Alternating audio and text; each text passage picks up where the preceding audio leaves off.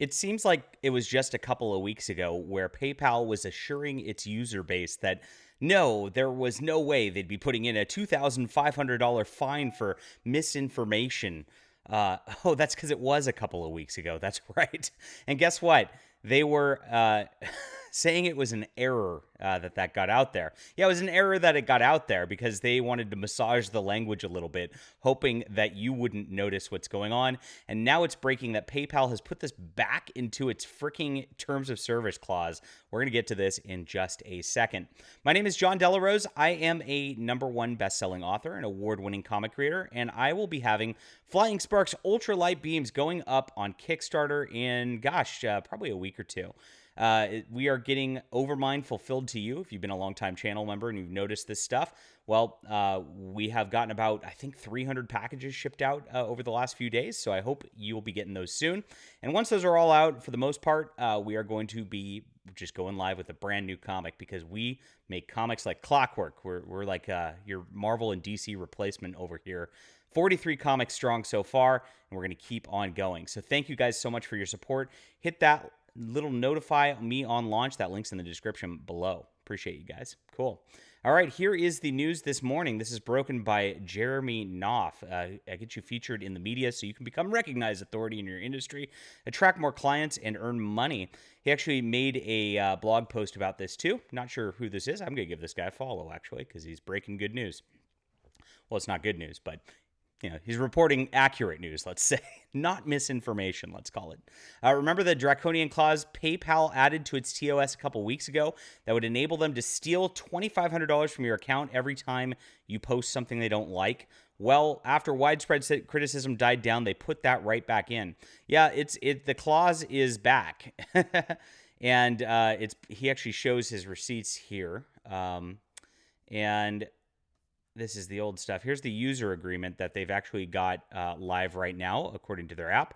If you are a seller and receive funds and transactions that violate the acceptable use policy, then in addition to being subject to the above actions, you will be liable to PayPal for the amount of PayPal's damages caused by your violation of the acceptable use policy. You acknowledge and agree that $2,500 US dollars per violation of acceptable use policy. Now, this is freaking bizarre. So they changed it from misinformation wording to transaction wording, but here's what it says in the prohibited use policies. So this is related to transactions involving narcotics, okay, whatever, drug paraphernalia, cigarettes, items that encourage, promote, facilitate, instruct others in illegal activity, stolen goods, virtual goods, and here's where the kicker is, guys. If the promotion of hate, racial violence, or other forms of intolerance, whatever that means. Isn't this another form of intolerance, technically? So technically they're in violation of their... I know, you can't hold companies to their own language, but whatever. That is discriminatory or the financial exploitation of a crime. So if you are accused of other forms of intolerance, you can owe to PayPal $2,500 according to their terms of service. How can they... How can they do this? I mean, it seems like it'd be something that would be illegal. It seems like extortion. It seems like arbitrary stealing from people. This is theft at the end of the day. And they're going to say, well, you signed up for it. You agreed to the terms of service if they ever fight you on that. I don't know how that would ever fly. I know that, especially in California, there's robust consumer protection laws.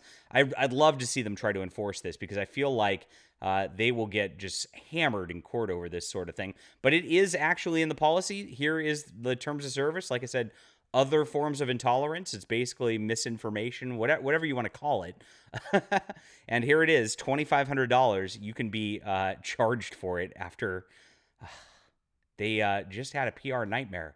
I don't know what they're thinking over at PayPal, why they thought that this would just fly. If this number, obviously people are going to be searching for this $2,500 once they update their terms of service. And yet here we are. They've gone for it. They're pushing it. And SJW's always double down. That's the lesson of the day. I never trust corporations with anything, guys. You can't ever trust them. They don't have your best interest in mind. They are trying to go out there and just, turn you into a slave class is what it comes down to. And that's why we're fighting against the corporations every day. And we're going to do it on their platforms until they ban me every single time. That's how we'll roll. All right. Leave a comment down below with what you think about this. Hit that like and subscribe button. Don't forget to sign up for Flying Sparks. And we'll be back soon.